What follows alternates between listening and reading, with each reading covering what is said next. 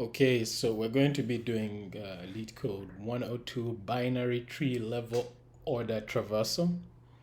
So let's start by reading the question. You're given the root of a binary tree and return the level order traversal of its nodes values. Not the nodes values, i.e. from left to right, level by level, right? So this is one level and there's one value here, which is 3, not the node. This is one level, there's 2 values, and this is one level, there's 2 values. So here you can see for this tree we return an array of 3, an array of 9, 20, an array of 15, 7 in a larger array. Here we have an array of a tree which has only one node, and return that value in an array. Here we have an empty array, and we simply return an empty array. So the number of nodes in the tree is in the range 0 to 2000, and the node values are between -1000 to 1000 inclusive. So this is obviously asking us to use a breadth first search, where we're going to have a queue. We initialize the queue, and then we initialize the queue with a root node, and then we'll have a result array, which is a large array, in which we'll insert smaller arrays which tell us the number of values per level, right? And at the end we return the result. And the way we do the BFS traversal is, while the queue is not empty, we pop off a node, we check its left and right, we add those, and then we continue onwards. So this requires us to use a BFS template. So let me write the code, and then I'm going to draw the solution, and then we'll discuss the runtime and space complexity. So first thing we determine is if base case, right? Edge case. Edge case if the root is empty. In other words, if root is none, our inputs is just like the tree root. So if root is none, we return an empty array, right? Then we initialize a queue with the root node. So we're gonna say queue is equal to collections dot dq root, right? Then we instantiate our result array. It will be an array of arrays, right? So result is equal to, and then we do BFS traversal, breadth first traversal. So how do we do that? While the length of our queue does not equal to 0, in other words, it's not empty, we get the length at this level, right? So the length at this level will be, should we call it level length, or should we, okay, let's call it level length. Level length is equal to length of queue, right? Which will initially it will be 1, because we only have the root in the queue. And then we instantiate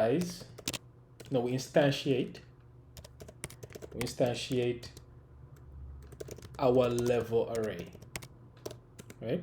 So we're going to call it level is equal to that, right? And this is going to store these arrays, right? So at every level we'll have, these values. So at every level we'll have an array that stores the values at that level. We could call it vals or level, whatever, or temp. Then we iterate through level n times, right? And append children to queue, while adding the values to the level array, right? So for dash in range level n, we pop off a node from the queue. That's the first thing we do. So we're going to call it node is equal to queue dot pop left. Right? Now we add node's value to the level array. So it will be level dot append node dot val. Then we add the next level based off node's children. And where do we add next? We add the next level nodes to the queue based off node's children. Remember, this is popped off, so now we're adding his children to the queue. So if node dot left is not none, we append queue dot append node dot left. Then if node dot right is not none, queue dot append node dot right.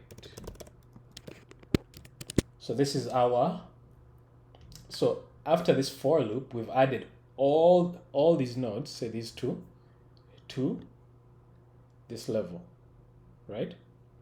So next thing we're going to do, we add it to the, we add this level vals to the result. So result dot append level, right? Then we return result. Let's see if this works. Voila. And it works. So next up, we're going to draw the algorithm.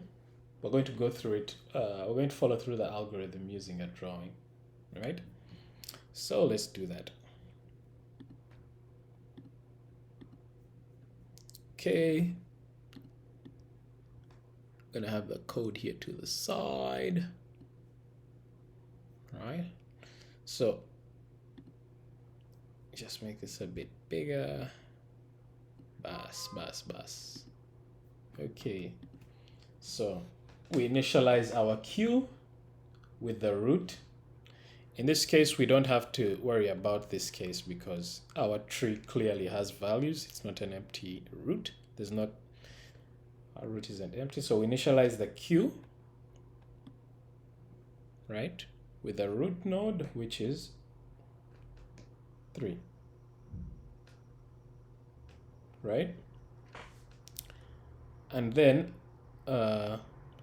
next up, we instantiate our result array, which we have here. Right? Then we're going to start the BFS traversal. So what is the length of the queue?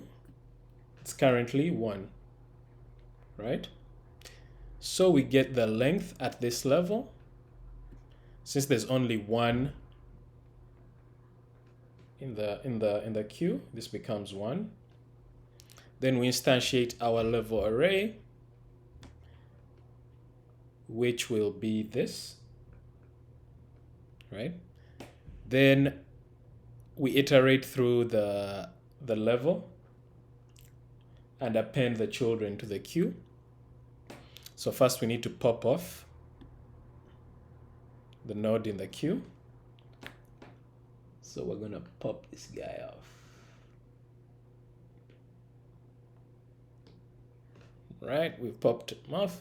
Then we're going to add node's value to the level array, right? So let's do this now in the drawing. So we're adding this value here. And now we're going to check if node.left is not none.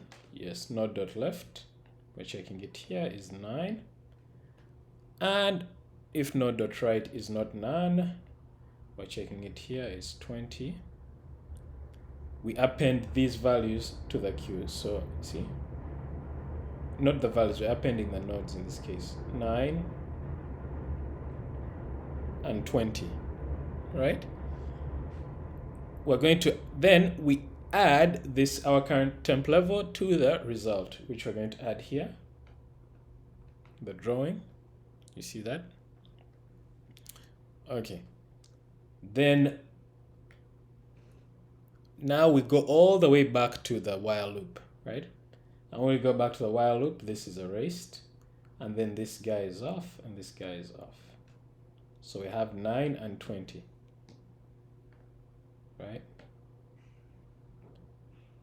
Sorry, we have 9 and 20 over here in the drawing. These are the two values on us. So we start again. So what is the level length? The level length is now 2. The length of the queue is 2, right? Here.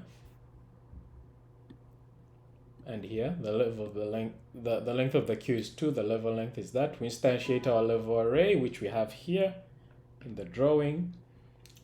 And then we iterate through leveling times, right? Which is 2 times for this case. And we pop off the first node. So look at the drawing. We're going to pop this guy off, right? Which is this 9, so we can. Okay, then we check if node.left is none. We append if node.right is none. But 9 has nothing to this left and right, so we don't append anything. But we add this 9 value to our, I missed this part. We add the 9 value to our level array. So now we're done with 9.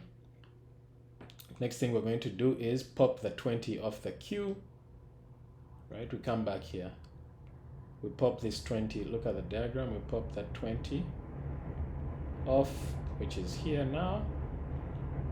And essentially we can erase it. So we add the 20's value over here. Level.append node val, so we add the 20 here in the diagram. And then we add the next level nodes, right? If node.left is not none, it's not none because we have 15 and 7. So we're going to add 15 and 7, right? And then we now jump out of this while loop, and then we come down here where we add this level vals to the result. So look at the diagram, we add, look at the diagram, we add this to here, right? So that means it becomes 9, 20, right? So we now jump all the way back here, right, to the while loop. So again, what is the length of our while loop? It is 2. Look at the diagram. What is the length of our what is the length of this level? It's obviously 2 because the length of our queue was 2. We instantiate our level array, which is here, and then we're going to loop through thrice again. Okay, so we take the 15 off. Okay, so we add the 15 value here using level.append. So we add 15. And then we check the right side, there's nothing, the left side, there's nothing on this node 15. So we come back here, we pop the 7 off. Mind you, this is empty. I mean, that's gone. And then we add the 7. And then since it has no child nodes, it's a leaf node, we jump out of the for loop, right? And then we execute this code. Result.append the level to the overall result. So look at the diagram. We get this and insert it here, which gives us 15 and 7. And then we come back to the while loop. While length of queue does not equal to 0, look at the diagram. The diagram is, look at the diagram, our queue is actually empty, right? So if you look at the diagram, the length of the queue is now 0. So we quit this and we come back here to result, right? So that is the code for this. When it comes to the runtime, the runtime complexity of this is O of n, right? Because in the worst case scenario, it's going to be an array like this, right? And then the space complexity is also going to be O of n, because the queue takes in all the nodes in order to traverse all the nodes, right? So that's the solution to this problem. Thank you.